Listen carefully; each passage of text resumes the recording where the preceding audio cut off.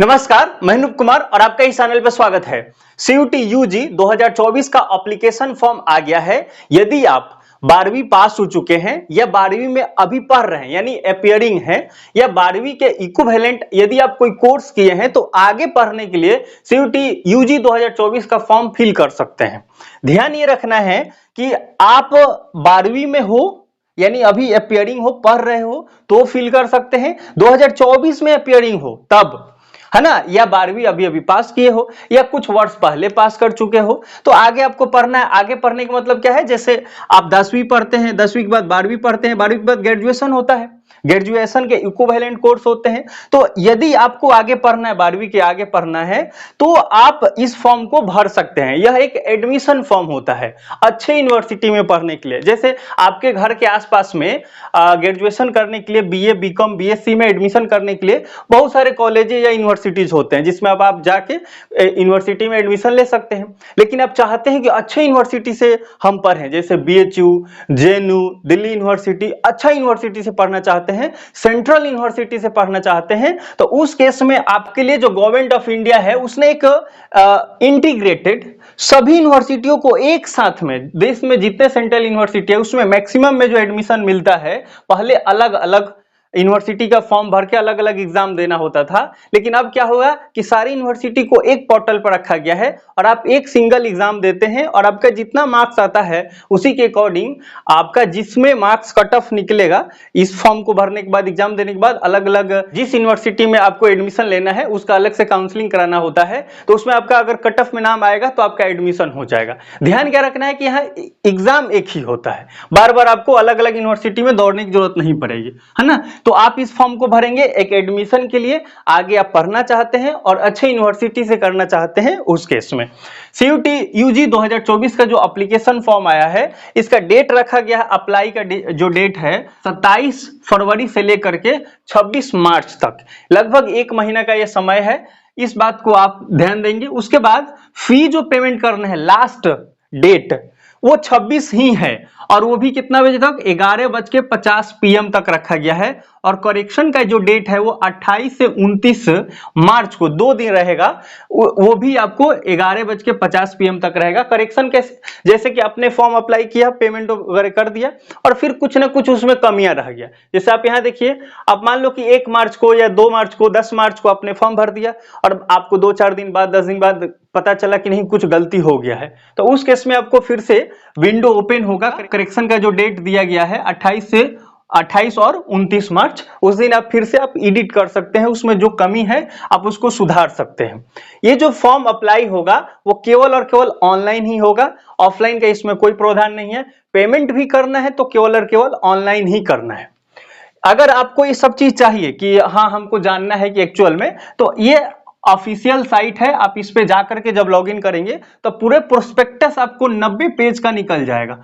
वो पूरा 90 पेज हम पढ़ के आपको सुनाए, इसमें बहुत टाइम लग जाएगा, आप खुद से भी देख सकते हैं। बाकी जो इंपॉर्टेंट चीज है मैं आपको पढ़ के अभी थोड़ी देर में दिखाऊंगा, जो जो आपको ध्यान देना है वो ध्यान देना है। आगे इस पे बात करते हैं। सिटी ऑफ एग्जामिनेशन जो होगा वो 30 अप्रैल ऑनवर्ड आ जाएगा कि आपका किस सिटी में आपका एग्जाम होगा। जानकारी के लिए मैं बताऊं, जब फॉर्म आप अप्लाई करेंगे तो उसमें 4 जगह आपको पूछेंगे, वो आपको भरना है अपने कन्वीनियंट के हिसाब से कि आप कहां एग्जाम दे सकते हैं। आसपास में हर एक राज्य में किस राज्य में एग्जामिनेशन सेंटर कहां कहां है वो भी दिया हुआ है। 90 पेज का जो प्रोस्पेक्टस है उसमें, जैसे बिहार में कहां कहां है ना। तमिलनाडु का अगर कोई स्टूडेंट है किसी गांव में है तो उसको ये पता चल जाएगा कि हाँ हमारे तमिलनाडु राज्य में कहां कहां एग्जामिनेशन सेंटर है। यूपी का स्टूडेंट है तो यूपी वाले को पता है कि हाँ हमारे आसपास का सेंटर कहां कहां है। तो पूरे देश में जितने राज्य और जो यूटी है, केंद्र शासित प्रदेश है, सभी में कहां कहां कितने एग्जामिनेशन सेंटर है, एग्जाम कहां कहां पड़ेगा, वो सब कुछ दिया हुआ है। तो आप अपने हिसाब से देख करके उसमें फिल करेंगे। हालांकि जब आप फिल करेंगे, जब ये अप्लाई जब आप करेंगे तो उसमें जब एड्रेस अपना डालेंगे तो उसी के हिसाब से वो दे देंगे ऑटोमेटिक कि ये है, बस उसको थोड़ा सा आपको एडजस्ट कर लेना है ना। जब उसको क्लिक करेंगे तो मान लो बिहार के हो, बिहार का आपने उसमें डाला हुआ है, तो आगे जब आप बिहार की क्लिक करके उसमें सारण डाल देंगे, अगर आगे बढ़ाएंगे तो उसी के आसपास का जो होगा वो खुद से भी रिकमेंड करेंगे, तो आप अपने हिसाब से भी कर सकते हैं। तो ये करना है। उसके बाद क्या है, एडमिट कार्ड जो डेट है वो मई के जो सेकेंड वीक है उसमें वो देंगे, और स्टार मार्क्स लगाया उन्होंने कि थोड़ा मोड़ा हेर फेर भी हो सकता है, बदलाव भी हो सकता है। डेट ऑफ एग्जामिनेशन उन्होंने बताया है, इस बात को आपको गौर करना है कि 15 मई से 31 मई के बीच में आपका एग्जाम हो जाएगा। स्टार मार्क्स नहीं देखना है इस केस में, इन्होंने टेंटेटिव बताया है, लेकिन लगभग ये मान के चलिए कि मई में आपका एग्जाम हो ही जाएगा। मई में एग्जाम होने वाला है। अब सोचो ना, इससे ज्यादा क्या ही लेंगे, क्योंकि उसके बाद तो सेशन लेट होने लगेगा, और सेशन सेंट्रल यूनिवर्सिटी में लेट नहीं होता। 3 साल का अगर कोर्स है तो 3 साल ही लगता है, इससे ज्यादा नहीं लगेगा, तो इसलिए लेट नहीं करेंगे। रिजल्ट की अगर बात करें तो 30 जून लिखा हुआ है, 30 जून के आसपास आपका रिजल्ट आ जाएगा। और फी कितना लगेगा फॉर्म अप्लाई करने में, तो आपको यदि आप जनरल से हैं, अनरिजर्व से हैं, तो उसमें आपको 1000 रुपया देना है 3 सब्जेक्ट के लिए, पर अप टू 3 सब्जेक्ट। अब कहेंगे अप टू 3 सब्जेक्ट क्या है, यानी कि आप 3 सब्जेक्ट चूज करेंगे तो आपको 1000 देना है, और इससे ज्यादा सब्जेक्ट चूज करेंगे तो आपको पर सब्जेक्ट 400 रुपया एक्स्ट्रा देना है।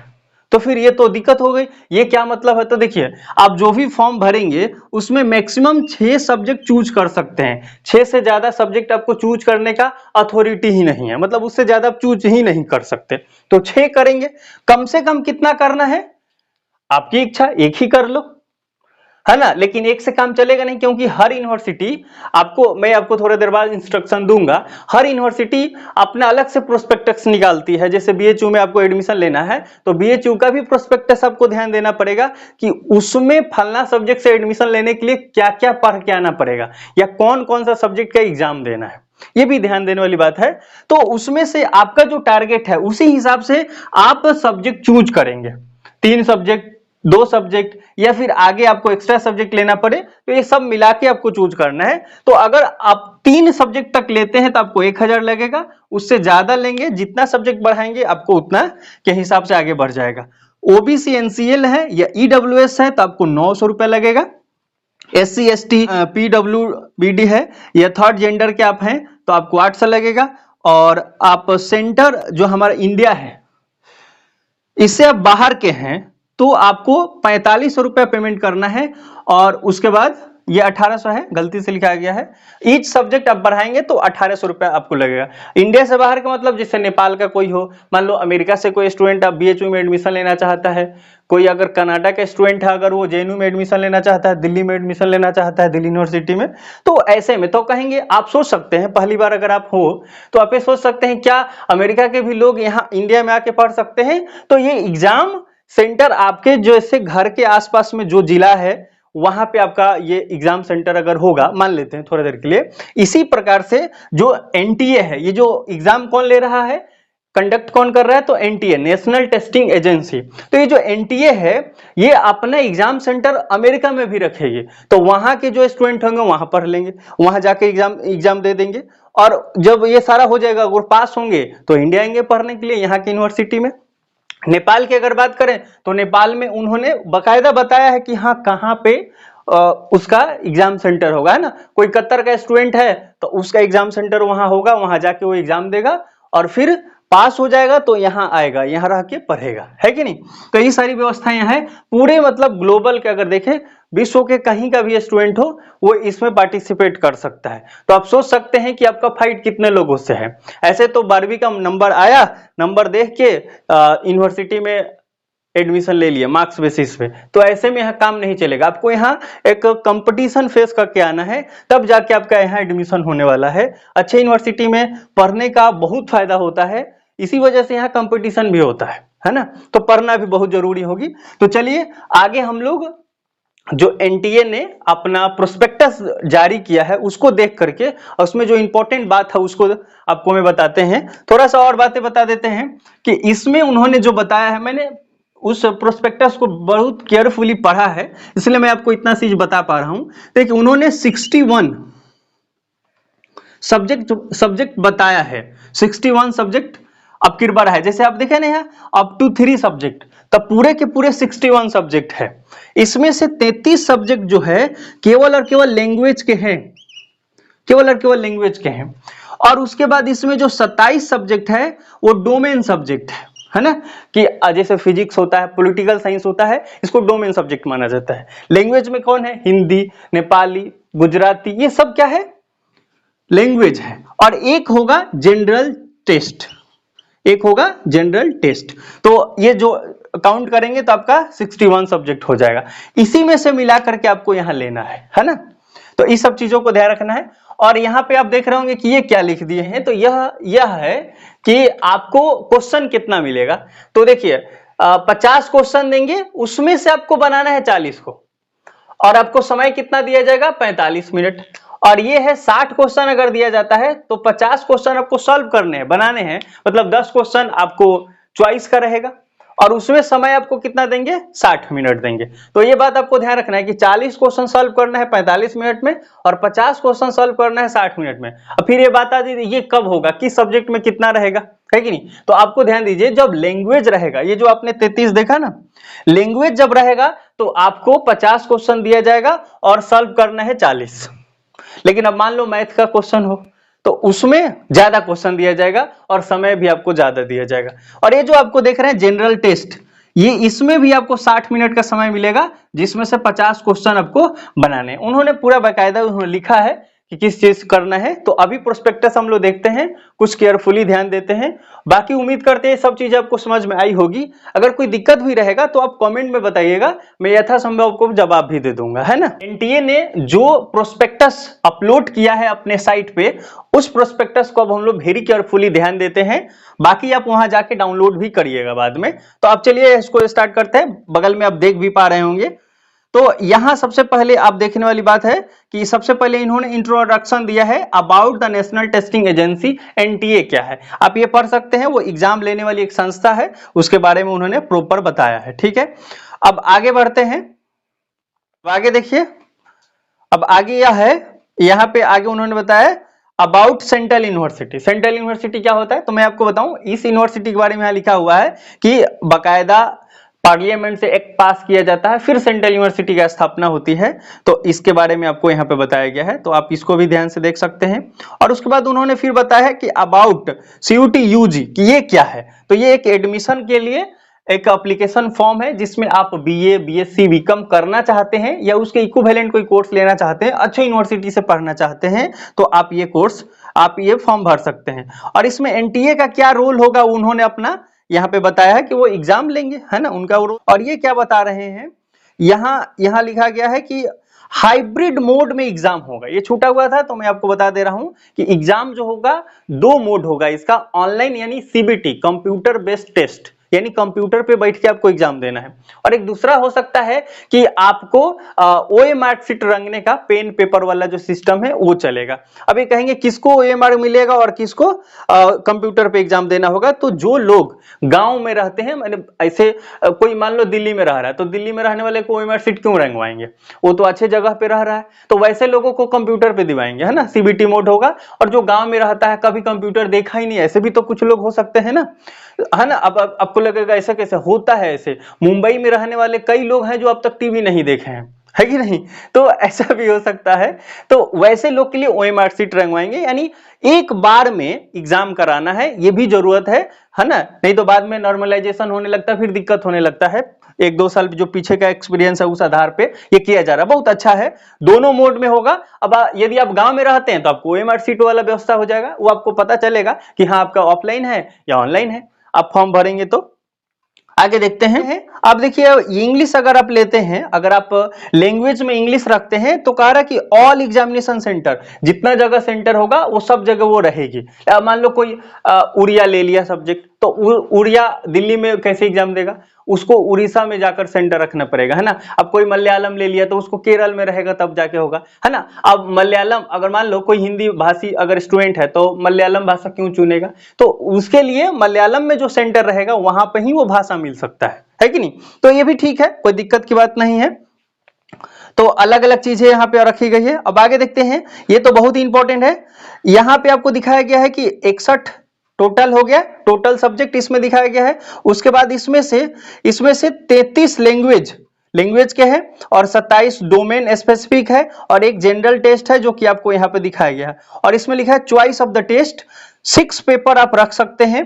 है ना, ये आपको यहाँ पर दिखाया गया। और 13 मीडियम जो हैगा वो आपको 13 मीडियम में आपको एग्जाम दे सकते हैं आप, इस बात की भी यहाँ पे जिक्र किया गया है। उसके बाद एग्जाम के मोड ऑफ द एग्जाम के बारे में बताया, तो हाइब्रिड मोड है, ये भी आपको पता चल गया, जो कि मैंने थोड़ा देर पहले ही बताया था। उसके बाद आपको यहाँ पे बता रहे हैं कि टोटल क्वेश्चन कितना होगा, तो 60 ये टोटल क्वेश्चन। उसके बाद आपको बता रहे हैं कि टोटल क्वेश्चन कितना होगा, तो 40 और 50, है ना। तो 40 और 50 किस में रहेगा, बाकी सब में रहेगा, इस इन सब्जेक्ट को छोड़ के, जैसे मैथमेटिक्स यहाँ नीचे यहाँ जो दिया गया है इसमें छोड़ के सब जगह आपको 50 क्वेश्चन देंगे, जिसमें से 40 बनाना है ना। अगर आपको मान लीजिए कि मैथ में अगर जाते हैं, फिजिक्स में जाते हैं, या फिर आप यहाँ पे जो जनरल टेस्ट दिया है, इकोनॉमिक्स दिया है, केमिस्ट्री दिया है, इस सब में आपको 60 क्वेश्चन, इसमें आपको 50 क्वेश्चन रहेंगे, अरे इसमें आपको 60 क्वेश्चन रहेंगे, जिसमें से 50 बनाना है ना। और उसके बाद शिफ्ट के बारे में बात किया गया है, शिफ्ट ड्यूरेशन, तो ये आपको अभी फिक्स नहीं किया है कि हाँ कितना रहेगा, तो वो अपने हिसाब से वो देख लेंगे, इसको छोड़िए।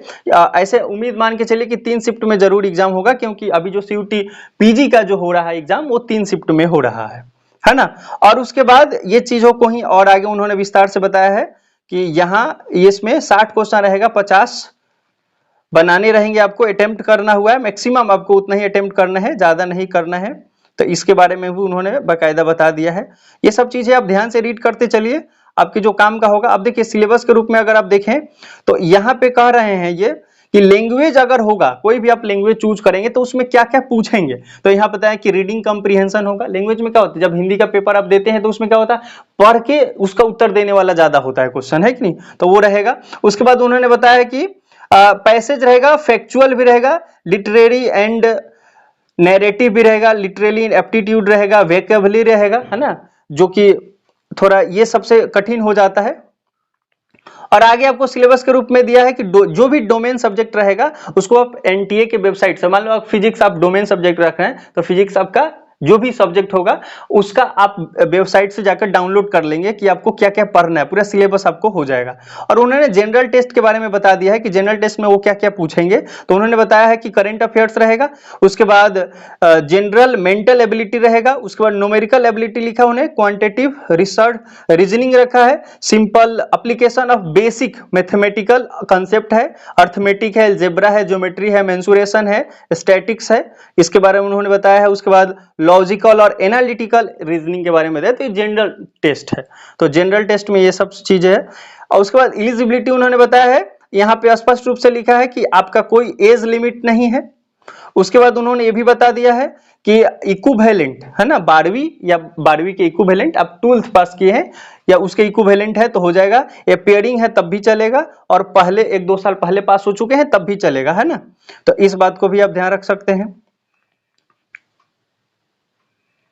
ये सब चीजें आप ध्यान से पढ़ लीजिए, ये सब चीजें यहाँ पर दिया गया है, मैं धीरे धीरे स्क्रॉल कर देता हूं, और जो इंपॉर्टेंट होगा मैं आपको पुनः बता दूंगा थोड़ी ही देर में। बाकी आप इसको कोई चीजें स्लो करके भी आप खुद भी देख सकते हैं। एडमिट कार्ड के बारे में उन्होंने जिक्र किया है, और ये देखिए शिफ्ट के बारे में उन्होंने बताया है कि अगर होगा तो 3 शिफ्ट में हो सकता है, शिफ्ट 1 शिफ्ट 2 ऐसे हो सकता है।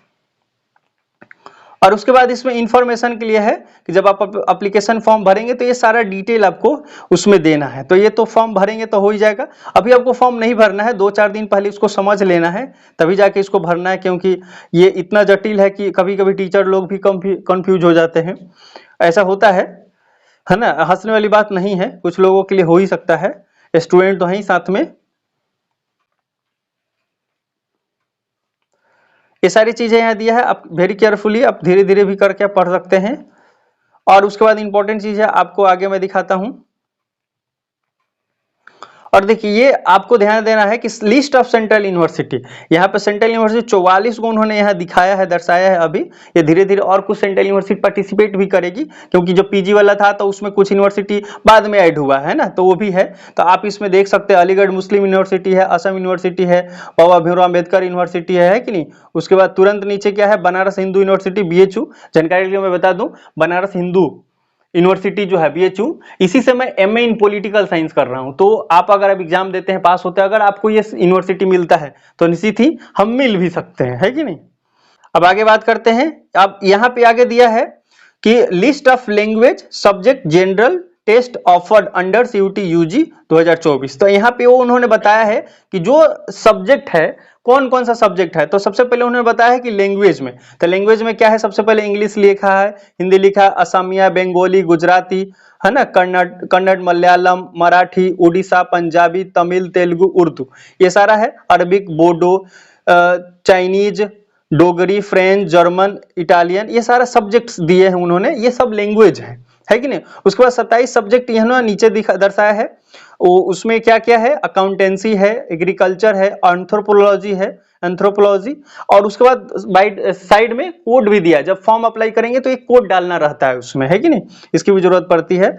तो ये सारा चीजें है। और अगर आप नीचे देखें तो ह्यूमैनिटीज के सब्जेक्ट यहाँ आपको मिल जाएंगे, पॉलिटिकल साइंस, है ना, उसके बाद संस्कृत भी है, सोशियोलॉजी भी है, टीचिंग एप्टीट्यूड भी है। तो ये सारी चीजें यहाँ दर्शाया गया। तो ये सारे आपको 61 जो चीजें हैं वो सब चीजें हैं। उसके बाद यहाँ देख लीजिए एग्जामिनेशन सेंटर के बारे में पूरा इन्होंने चर्चा किया है कि अंडमान निकोबार के बारे में इन्होंने देखे, पोर्ट ब्लेयर में इनका एग्जामिनेशन सेंटर है, तो इसके बारे में उन्होंने बताया। आंध्र प्रदेश में देखिए, आंध्र प्रदेश में बहुत सारा एग्जामिनेशन सेंटर है, सारा पूरा आंध्र प्रदेश के ये सारे एग्जामिनेशन सेंटर ही है, तो इस चीजें आप देख सकते हैं। उसके बाद असम में ये पूरा चीजें दिखाया है। बिहार के बारे में अगर हम देखना चाहें तो इसमें देखिए बिहार में कहाँ है, आरा में है, और उसके बाद औरंगाबाद में दिया, भागलपुर दिया, दरभंगा दिया है, गया, मुजफ्फरपुर, पटना, पूर्णिया, रोहतास, समस्तीपुर, बेगूसराय, गोपालगंज, सिवान, ये सारा चीजें इतना है जो कि आपको यह सेंटर दिया गया। उसके बाद अलग अलग स्टेट का अलग अलग जगह पे दिया हुआ है, तो आप ये चीजें देख सकते हैं।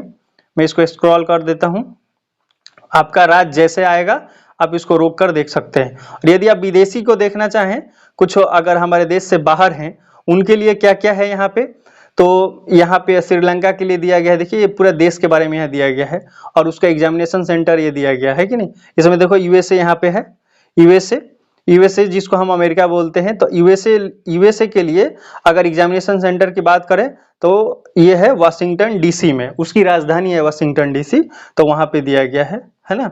उसके बाद इसमें जो भी कुछ है आप देख सकते हैं, सऊदी अरेबिया है कि नहीं। और OMR शीट कैसे भरना है उसके बारे में उन्होंने दिखाया। तो आई थिंक ये तो आपको पता ही होगा कि OMR शीट कैसे भरना होता है। और यदि आपको कोई दिक्कत होगा तो OMR शीट के लिए आप कमेंट कीजिएगा, मैं आपको बता दूंगा कि हाँ कैसे भरना होता है। हालांकि जैसे आपने बोर्ड में एग्जाम दिया है, OMR शीट जो भरा है लगभग वही रूल रहता है, कोई विशेष बातें नहीं है कि आप यहाँ भी देख सकते हैं, है कि नहीं। तो उन्होंने बताया कि ये सही है और ये गलत है। ये देखिए इस प्रकार से पूरा भरते हैं तो वो सही माना जाता है, और इस तरह से आप स्टार बना दीजिएगा तो भी गलत हो जाएगा, है ना। अगर आप आधा भर के आइएगा तो भी गलत हो जाएगा, तो आधा भी नहीं भरना है कि नहीं। तो इस तरह से आपको बनाने रहते हैं। ये पूरा दिया है, 90 पेज का है, और ये फॉर्म लास्ट में अप्लाई करेंगे तो वो सारे डिटेल ऐसे ऐसे खुलते जाएगा। तो इसके बारे में पूरा उन्होंने प्रोसेस बताया है। ये लगभग कंप्लीट हो गया। आप जाइए साइट पर, और इस साइट से आप इसको डाउनलोड कर लीजिए, है ना। और फॉर्म अप्लाई करने में बहुत तेजी नहीं दिखाना है, 1 महीना टाइम है, 10 दिन 5 दिन आप फॉर्म को समझिए, प्रोस्पेक्टस को पढ़िए, जो जानकार है आपके आसपास का उसको दिखाइए, और समझने के बाद ही फिल करिए, क्योंकि अब आपका कैरियर डिसाइड होने जा रहा है ना। इस बात को ध्यान रखना है। चेतावनी क्या है कि ये वीडियो आप देख लेना है कि कब अपलोड हुआ है, उससे 10 दिन तक लिए आप ये ध्यान रखें। ऐसा नहीं पता चले एग्जाम का फॉर्म अप्लाई हो गया, वीडियो अपलोडेड हुए 2 महीना हो गया, उस दिन आप देख रहे हैं तो फिर कहेंगे कि कब अप्लाई करें। ऐसा नहीं है, 10 दिन सोचने के लिए। अब अभी हो सकता है कि 26 मार्च को आप वीडियो देख रहे हैं और कहें कि अभी 10 दिन सोचेंगे, नहीं, तो उस दिन तो ऑटोमेटिक जल्दी से फिल करना होगा ना। तो ये सब चीजें आपको ध्यान रखना है। तो चेतावनी, उम्मीद है कि आप समझ गए होंगे। और यदि वीडियो आपको अच्छा लगा तो जरूर ही लाइक करिए। चैनल पे पहली बार है तो चैनल को सब्सक्राइब कर लीजिए, जो भी नोटिफिकेशन होगा आपको फर्दर मैं देता रहूंगा, जब तक आपका एडमिशन हो जाएगा। और आगे भी जीवन के लिए जब भी कुछ होगा तो हम लोग इस चैनल पे मिल सकते हैं। मिलते हैं अगले वीडियो में किसी इंफॉर्मेटिव टॉपिक के साथ। तब तक आप फॉर्म को फिल करिए, और कोई भी प्रॉब्लम है तो कमेंट में बताइए। यथासंभव आपको टेक्स्ट मैसेज या वीडियो के थ्रू आपको प्रॉब्लम का सॉल्यूशन में दे दूंगा। जय हिंद, जय भारत।